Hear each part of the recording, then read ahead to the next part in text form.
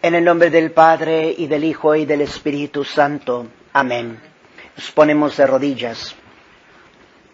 Os doy gracias, Jesús mío, porque por mi amor estando muerto en la cruz, en medio de dos ladrones, permitisteis que un soldado con la lanza os abriese el costado, saliendo sangre y agua, para formar los 7 sacramentos de la Iglesia, que es vuestra esposa, la nueva Eva.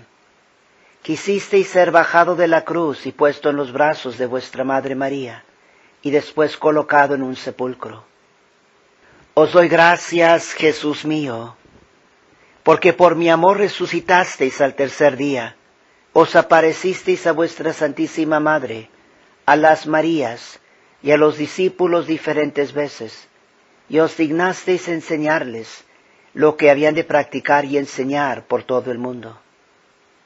Os doy gracias, Jesús mío, por todas las veces que me habéis perdonado mis pecados y librado de ellos y de sus ocasiones, por las veces que he recibido el Santísimo Sacramento y por todos los demás sacramentos, por todas las gracias y dones que me habéis comunicado, por todas las buenas obras que con vuestra gracia he obrado interior y exteriormente, por el ángel de mi guarda que me habéis dado, y por el amor con que me habéis hecho todas estas mercedes. Amén.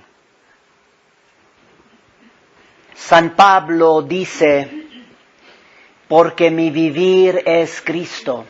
Filipenses 1:21. A lo largo de nuestras vidas, Dios actúa para configurarnos con su Hijo. Romanos 8:29. Hacer que nos conformamos a la imagen de Cristo. Esto es lo que Dios está haciendo en todos los detalles de nuestras vidas. Él está siempre poniendo de su parte, de su gracia, para que nosotros nos conformamos más a la imagen de su Hijo, nuestro Señor Jesucristo. La santidad cristiana es una identificación con Cristo. En esto consiste la santidad. Esto es precisamente lo que San Pedro nos enseña en la epístola de hoy. Cita, Cristo también padeció por nosotros, dándoos ejemplo para que sigáis sus huellas. Fin de cita. Conformarnos a la imagen de Cristo. Y Jesús busca siempre nuestra santificación. Por eso Él nos asocia a sí mismo en su Santa Iglesia, su cuerpo místico, porque la santidad cristiana es una identificación con Cristo. Ahora bien, el misterio central de Jesucristo es su muerte y resurrección. Noten cómo en estos 3 primeros domingos de Pascua se ha proclamado repetidamente tanto la muerte como la resurrección de Jesucristo. Es decir, no solamente la resurrección, sino también su muerte en cruz. Esto es muy significativo, también su muerte en cruz, porque esta muerte es lo que abre el camino a la verdadera vida. No hay resurrección, no hay vida eterna sin la muerte al pecado. Para poder participar de la resurrección de Cristo, tenemos que identificarnos con su muerte. Nunca vayamos a olvidar esto, y ahorita mismo les voy a enseñar. Esto está clarísimo en las lecturas de estos primeros 3 domingos de Pascua. Muerte y resurrección.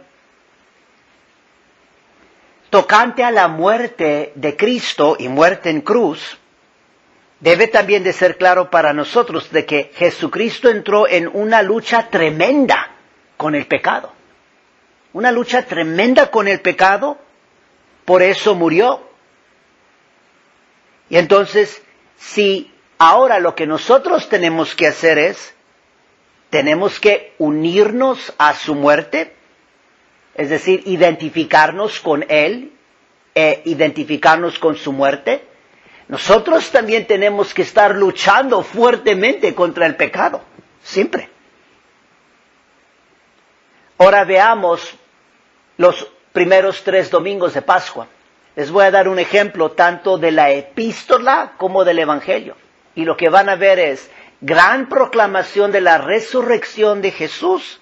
Al mismo tiempo se está proclamando claramente su muerte en cruz. Del domingo de Pascua, hace 2 semanas, esto es lo que escuchamos en la epístola de 1 Corintios capítulo 5, cita: pues ha sido inmolado Cristo, nuestro Cordero Pascual, fin de cita. Y en el Santo Evangelio que se toma de Marcos capítulo 16, las mujeres encuentran la piedra de la entrada del sepulcro removida y un joven vestido de blanco, es decir, un ángel. Y el ángel les dice, cita: no temáis, buscáis a Jesús Nazareno, que fue crucificado, pues bien resucitó, fin de cita. Ahí el Evangelio del domingo de Pascua. El ángel que viene del cielo describe a Jesús Nazareno, 2 cosas: fue crucificado, resucitó. Muerte, resurrección. El domingo pasado, el que llamamos domingo in albis, el domingo en blanco, le decimos domingo en blanco porque los neofitas, los recién bautizados en Pascua, llevaban sus vestiduras blancas por la octava de Pascua, por 8 días. Obviamente, signo de su nueva vida en Cristo. Y luego ya se quitaban sus vestiduras blancas ya el domingo siguiente, y por eso el nombre, el domingo de Alba. Bueno, domingo pasado, de la epístola, primera carta de San Juan, capítulo 5, cita: este es Jesucristo, que vino en el agua y en la sangre. Fin de cita. ¿A qué se refiere esto? Pues a que Jesús nos ha lavado de nuestros pecados con el agua del bautismo y con su preciosísima sangre derramada en la cruz. Su muerte en cruz. Y en el Evangelio, en el Santo Evangelio del domingo pasado, Juan capítulo 20, Santo Tomás cree porque ve y toca las heridas sagradas de Jesús resucitado. Jesús se aparece allí en la presencia de los discípulos, el Cristo resucitado, resurrección. Pero Santo Tomás llega a creer por las heridas sagradas, la muerte de Cristo. Y luego hoy, segundo domingo después de Pascua, toda la epístola de hoy, es realmente impresionante hoy, toda la epístola de hoy de 1 Pedro capítulo 2 trata de la pasión y muerte de Jesús. Básicamente todo trata de la muerte, pasión y muerte de Jesús. Por ejemplo, cómo llevó Jesús la pena de nuestros pecados en su cuerpo sobre el madero, lo acabamos de escuchar, y cómo hemos sido sanados por sus llagas. Y luego en el Santo Evangelio, Juan capítulo 10, que acabamos de escuchar, Jesús se describe a sí mismo como el buen pastor que da su vida por sus ovejas. ¿Y cómo es que dio su vida por sus ovejas? En la cruz. Claramente ahí también es para que entendamos que el buen pastor murió en la cruz por nuestra salvación y por nuestra santificación. Consideremos esto por un momento, porque hoy también es el domingo del buen pastor, porque escuchamos en el Evangelio, Juan capítulo 10, que así se está describiendo a sí mismo nuestro Señor. Yo soy el buen pastor. Al entender que el buen pastor da su vida por el bien de sus ovejas, debe de también estar claro para nosotros que estamos hablando de una lucha fuertísima. Que podríamos decir todo está aquí en juego. A tal punto que es necesario que el buen pastor dé su vida por el bien de sus ovejas. Es decir, hay gran peligros. Ahorita también, en nuestras vidas. Hay gran peligros. Hay gran enemigos. Y si tú tienes dudas de eso, no, pues no pueden ser muy grandes los enemigos. Si no son muy grandes los enemigos, ¿cómo es posible que el buen pastor tuvo que dar su vida por sus ovejas? Es decir, que hay enemigos, hay peligros. Es una lucha grande. Hay emboscadas mañosas por todas partes. Hay que nomás seguirnos preguntando, si no hay peligro, si todo está bien, ¿por qué tendría que dar su vida por las ovejas el buen pastor? Y no nomás se puede decir que, pues bueno, ya dio su vida, entonces ya todo está bien. El enemigo sigue muy presente, sigue atacando a nuestro Señor Jesucristo, a su Santa Iglesia, sigue atacando nuestras almas. Nosotros también podemos verificar esto, con nuestra propia experiencia de nuestra propia lucha contra el pecado. Pero lo que vamos a ver también aquí en unos momentos es cómo Jesús, el buen pastor, Él sigue siendo el buen pastor. No nomás es que fue el buen pastor hace 2000 años. Él sigue siendo el buen pastor, especialmente en las personas del Santo Padre, el Papa y los obispos. Y entonces esto quiere decir que ellos tienen que seguir el ejemplo del buen pastor y dar su vida por sus ovejas. Todavía hay gran peligros, hay gran enemigos, hay emboscadas mañosas por todas partes. Les recuerdo nuevamente, la santidad cristiana es una identificación con Cristo. Tenemos que ser como Jesús, asemejarnos a Él. Y entonces lo que tenemos que hacer es también unirnos a la muerte de Cristo. No hay santificación, no hay santidad, si no hay identificación con Cristo y entonces también con su muerte. ¿En qué sentido? Tenemos que morir al pecado. Tenemos que negarnos a nosotros mismos. Tenemos que esforzarnos para purificarnos, hacer penitencia por nuestros pecados. Esto es identificarnos con la muerte de Cristo. Recuerden Mateo capítulo 16, los versículos 24 al 25. Aquí nos lo dice claramente nuestro Señor, cita, si alguno quiere venir en pos de mí, niéguese a sí mismo, tome su cruz y me siga. Quien quiera salvar su vida, la perderá. Y quien pierda su vida por mi causa, la ganará. Fin de cita. Tenemos que morir al pecado, tenemos que negarnos a nosotros mismos, tenemos que perder nuestra vida para ganarla con Cristo. Y perder la vida es perder la vida de este mundo. Todas las preocupaciones, todo el afán por las cosas aquí de este mundo, por lo temporal. En este contexto es donde realmente podemos nosotros como católicos creer en la resurrección de Cristo. Si se proclama resurrección, también la muerte. Muerte y resurrección. Y la resurrección de Cristo nos debe de dar mucha consolación, ánimo y esperanza. Para saber que no es en vano cuando nosotros estemos muriendo al pecado y negándonos a nosotros mismos, que no es algo en vano, aunque el resto del mundo no lo haga.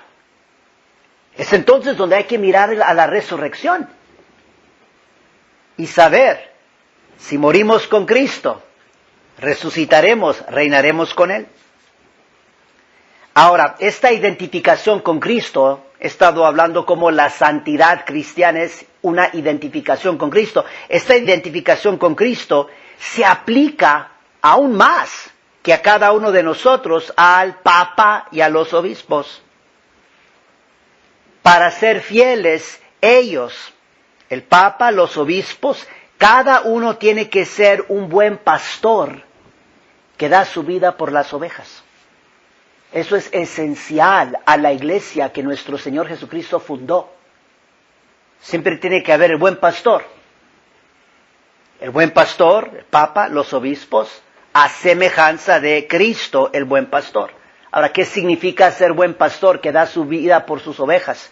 Pues el magisterio de la Iglesia nos ha enseñado cuál es el papel del sumo pontífice, refiriéndose, es muy interesante porque refiriéndose a Jesús, el buen pastor. Por eso también menciono esto en este domingo, Domingo del Buen Pastor. La Santa Iglesia nos está enseñando, este es el papel del romano pontífice. Este es el papel del Papa. Muchísimos católicos hoy en día no saben cuál es el oficio del Papa. O no le tienen el debido respeto o obediencia, o rechazan el Papa, como por ejemplo los herejes protestantes que rechazan la autoridad del Papa, incluso los ortodoxos que rechazan la autoridad del Papa, rechazan a Jesucristo el buen pastor. Eso no es realmente conocer y poner fe en el oficio del romano pontífice. Y luego por el otro lado también tenemos los que casi decimos papolatría, como idolatría, como pensar que el Papa es un Dios y que el Papa puede hacer lo que le dé su gana y que porque somos católicos pues que todo mundo tiene que obedecer cualquier cosa que diga el Papa, e incluso que el Papa tiene autoridad, más autoridad que la misma tradición de la Iglesia. Es un problema muy real en la Iglesia hoy. Todo el mundo dice, bueno, pues el Papa dijo. Pues qué bueno que el Papa dijo, pero él tiene que ser buen pastor. Él está debajo de Jesucristo, es el vicario de Cristo.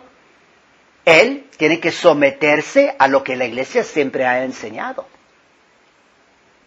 Vamos a ver nomás dos ejemplos ahorita. Les voy a dar dos ejemplos de cómo el magisterio de la Iglesia nos está enseñando acerca del papel, el oficio del romano pontífice, usando la clave de buen pastor. Y los dos ejemplos, una nos viene de Papa León XII y luego Papa Pío IX. De Papa León XII, escuchen con atención, esto viene de la Constitución Apostólica escrita por él, que se llama Quo Graviora, del 13 de marzo 1826. 1826, Papa León XII, y él enseña lo siguiente, esta es la cita. Cuantos más graves son los males que aquejan a la grey de Jesucristo nuestro Dios y Salvador, tanto más deben cuidar de librarla de ellos los pontífices romanos, a quienes en la persona de Pedro, príncipe de los apóstoles, se confió la solicitud y el poder de apacentarla. Corresponde pues a los pontífices, como a los que están puestos por primeros centinelas para seguridad de la Iglesia, observar desde más lejos los lazos con que los enemigos del nombre cristiano procuran exterminar la Iglesia de Jesucristo, a lo que nunca llegarán, e indicar estos lazos a fin de que los fieles se guarden de ellos y pueda la autoridad neutralizarlos y aniquilarlos. Y por eso, conociendo nuestros predecesores que tenían este deber, fueron siempre vigilantes como el buen pastor. Y con sus exhortaciones, doctrinas, decretos y a riesgo de la propia vida, no cesaron de ocuparse en la represión y extinción total de las sectas que amenazan a la Iglesia con una entera ruina. Fin de cita. Impresionante lo que enseña aquí Papa León XII.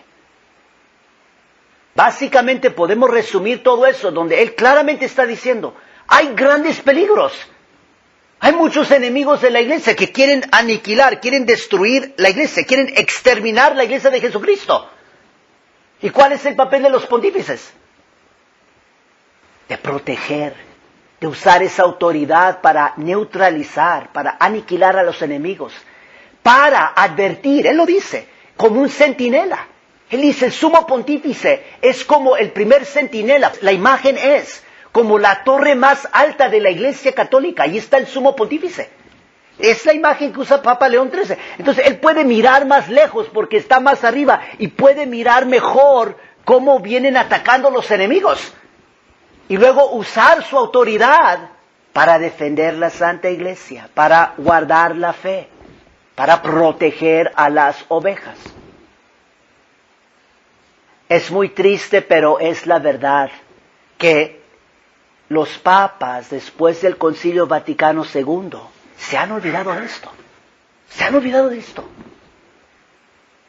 Han estado mucho más preocupados por agradar al mundo y de decir, bueno, ¿cómo debemos de estar tratando de adaptar las enseñanzas de la Iglesia a la corriente presente ahorita en el mundo? Y esto va completamente en contra de lo que la Iglesia ha enseñado siempre. El sumo pontífice es el primero que debe de estar vigilando y usando su autoridad para preservar y transmitir con fidelidad las verdades que nos vienen de nuestro Señor Jesucristo y de los apóstoles. Ese es el buen pastor.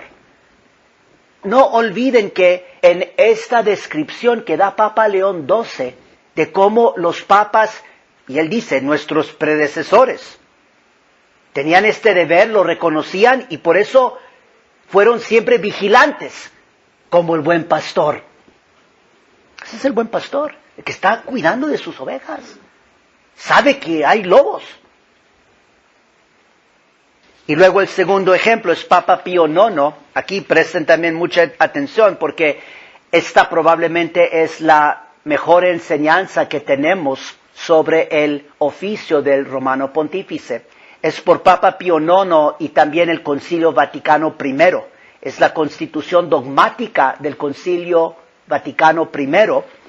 Se llama este documento Pastor Eternus, el eterno pastor. Y es el documento del Vaticano I que trata sobre la Iglesia de Cristo y sobre la doctrina del oficio del Romano Pontífice. 18 de julio 1870. Y nomás para que sepan este detallito, el nombre de este documento, Pastor Eternus, viene de la epístola de hoy. La epístola de hoy, el último versículo de la epístola de hoy es Primera de Pedro, capítulo 2, versículo 25, y es así, esta fue la conclusión de la epístola de hoy. Andabais como ovejas descarriadas, mas ahora os habéis convertido al pastor y custodio de vuestras almas. El pastor eterno que custodia vuestras almas. Vigilar, custodiar, proteger. Y así comienza este documento del Vaticano II enseñándonos en qué consiste el oficio del Romano Pontífice. Y estas son unas de las citas. Así comienza el documento. El eterno pastor y guardián de nuestras almas, obviamente refiriéndose a nuestro Señor Jesucristo, en orden a realizar permanentemente la obra salvadora de la redención, decretó edificar la Santa Iglesia, en la que todos los fieles estén unidos por el vínculo de una misma fe y caridad. Primera cita. Segunda cita. Así entonces, como mandó a los apóstoles que había elegido del mundo, tal como él mismo había sido enviado por el Padre, de la misma manera quiso que en su iglesia hubieran pastores y maestros hasta la consumación de los siglos. Fin de cita. Ahí Vaticano I nos está diciendo claramente, es por voluntad divina. Jesucristo quiso que hubieran pastores y maestros a su ejemplo hasta la consumación de los siglos. Y noten cómo aquí usa el Vaticano I, dice pastores y maestros. ¿Cuál es el papel de los maestros? De enseñar la verdad. Enseñar la verdad. Cuando los demás están enseñando errores, enseñar la verdad. Dar la enseñanza, la verdad. Es lo que Jesús el buen pastor hace. Y ese es el primer papel del Romano Pontífice y los obispos, de enseñar la verdad. Noten la diferencia. No de ellos inventar o transmitir sus ideas o estar tratando de adaptar cosas al presente. Eso en cierta medida se puede hacer, pero es muy secundario. Lo principal como maestro es, a mí me han dado ya la verdad. Viene de Jesús y de los apóstoles. Yo la tengo que enseñar, aunque no le parezca a la gente. Y si el mundo no le gusta, ¿cuál es la verdadera enseñanza respecto al matrimonio? ¿O respecto al grave pecado del divorcio? Y de cómo el que se ha divorciado y vuelto a casar, pues no puede acercarse a la comunión. Ese es el deber de tú enseñar la verdad y persuadir, convertir a las almas a la verdad. Y cuando otros están tratando de engañar, el diablo, poniendo ahí esas emboscadas, el romano pontífice, el obispo, de estar vigilando el centinela, la torre, diciendo, con cuidado, ayudando a los feligreses, tengan cuidado, aquí está el peligro, aquí está el mal, aquí está el error, aquí está la falsa religión. Eso casi ya no se oye en el periodo después del Concilio Vaticano II. En vez de decirnos cuáles son los peligros, cuáles son los errores, nos dicen, no se preocupen, todos creen en Dios, todos somos hermanos. ¿Que se desapareció el enemigo? Y van a ver, al final, la última cita, ahorita ya voy llegando, la cita final, ya casi al final de este documento, en 1870, habla de cómo este papel del Papa es tanto más urgente en estos días. 1870. Cuanto más en nuestros tiempos. Y es precisamente cuando se ha puesto a un lado. Increíble. Ya terminando aquí con las citas, la otra cita nos dice, Vaticano I, cita, así los padres del Cuarto Concilio de Constantinopla, siguiendo los pasos de sus predecesores, hicieron pública esta solemne profesión de fe. La primera salvación es mantener la regla de la recta fe. Fin de cita. Eso es importantísimo. La primera salvación es mantener la regla de la recta fe. Lo más importante para la salvación de las almas es mantener la regla de la recta fe, enseñando bien la fe católica. Y por eso tenemos al buen pastor, porque el buen pastor está alimentando a sus ovejas con la regla de la recta fe. Y siempre habrá ataques contra la recta fe. Siempre se va a tratar de cambiar, de introducir errores, porque esta es la primera ley de la salvación. Nos lo enseña Vaticano I. Mantener la regla de la recta fe. Lo más importante en tu vida es ser fiel a la verdad. Y por eso Jesús fundó su iglesia para transmitir la verdad y por eso puso pastores semejantes a su propio corazón, el buen pastor. Sigue Vaticano I. El oficio del romano pontífice, sucesor de Pedro y vicario de Cristo, es de cuidar, regir y gobernar a la Iglesia universal.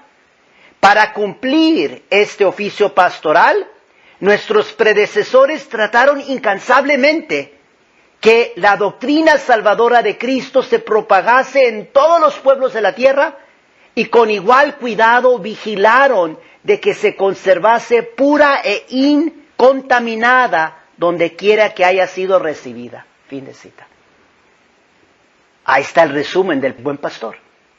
Lo que el buen pastor tiene que hacer es incansablemente propagar la doctrina salvadora de Cristo, para que llegue a todos los pueblos. Y al mismo tiempo, con igual cuidado, tiene que vigilar para que se conserve pura e incontaminada donde quiera que haya sido recibida. Eso debe ser la primera preocupación del Papa. Entonces, si tú notas que eso no es la primera preocupación, hay que tener un poco de cuidado a ver qué está pasando aquí. Y luego nos dice Vaticano I, así el Espíritu Santo fue prometido a los sucesores de Pedro, no de manera que ellos pudieran por revelación suya dar a conocer alguna nueva doctrina, sino que por asistencia suya ellos pudieran guardar santamente y exponer fielmente la revelación transmitida por los apóstoles, es decir, el depósito de la fe. Vaticano I, Constitución dogmática, aclarándonos que el Espíritu Santo se da al Papa. Esto es enseñanza de la Iglesia Católica, no para dar a conocer nuevas doctrinas o adaptando cosas, sino por asistencia del Espíritu Santo, poder guardar santamente y exponer fielmente lo que han recibido. Y recuerden esto, porque hay muchos católicos que también dicen, no, pues el Espíritu Santo. Hubo Concilio Vaticano II, el Papa dijo, pues tiene que ser el Espíritu Santo ayudando. Eso no es lo que enseña la Iglesia Católica. La Iglesia Católica nunca ha enseñado que siempre que diga algo un concilio el Papa que está ahí el Espíritu Santo. Claramente está enseñando la Iglesia que el Espíritu Santo lo que Él hace es, Él da la ayuda para guardar santamente y exponer fielmente la revelación ya transmitida por los apóstoles, la verdad. Si el ser humano, y el Papa también es ser humano, los obispos también son seres humanos, si como seres humanos ellos traen su propia agenda, no hay ninguna garantía que ahí haya asistencia del Espíritu Santo. Es más, es muy probable que no, porque aquí ya claramente nos está enseñando la Iglesia que la ayuda del Espíritu Santo es para guardar santamente, para vigilar, para proteger lo que nos viene de Cristo, lo que la Iglesia siempre ha enseñado. Y lo último, Vaticano I, este carisma de una verdadera y nunca deficiente fe fue por lo tanto divinamente conferida a Pedro y sus sucesores en esta cátedra, de manera que puedan desplegar su elevado oficio para la salvación de todos, y de manera que todo el rebaño de Cristo pueda ser alejado por ellos del venenoso alimento del error y pueda ser alimentado con el sustento de la doctrina celestial. Hermoso. El Papa está allí para ser buen pastor y el buen pastor es para alimentar a las ovejas con el sustento de la doctrina celestial. La doctrina que viene del cielo. Y es tan triste porque también hoy en día se habla de la doctrina como que si es algo que está en contra de las ovejas. Es lo que se está leyendo ahorita, de muchos prelados, como dándole una interpretación negativa a la doctrina. ¿Cómo es posible eso? La doctrina es lo más grande que tenemos como católicos. Acabamos de escuchar del Vaticano II enseñándonos que lo más importante para la salvación de nuestras almas es mantener la regla de la recta fe. Pues eso es lo que es la doctrina. Y el buen pastor está alimentando con el sustento de la doctrina celestial a sus ovejas. Y dice el documento Pastor Eternus, la eficacia salvadora del oficio apostólico es especialmente más necesaria en esta época. Todo lo que está describiendo el Vaticano I respecto a la importancia de este papel del romano pontífice, dice que es especialmente más necesaria en esta época. ¿Cuánto más se aplica esto a nuestra época? Y por eso también terminamos con este punto final. No olvidemos el mensaje de la Virgen Santísima en Fátima. Por eso ella nos dice que urge que recemos por el Santo Padre. Ella nos estaba advirtiendo, gran crisis en la iglesia, gran crisis de fe, gran crisis en el papado. Ya no se va a estar ejerciendo bien ese oficio como se debe de ejercer y como se tiene que ejercer para el bien y la salvación de las almas, para poder estar alimentando a las ovejitas con la doctrina celestial. En el nombre del Padre, y del Hijo, y del Espíritu Santo. Amén.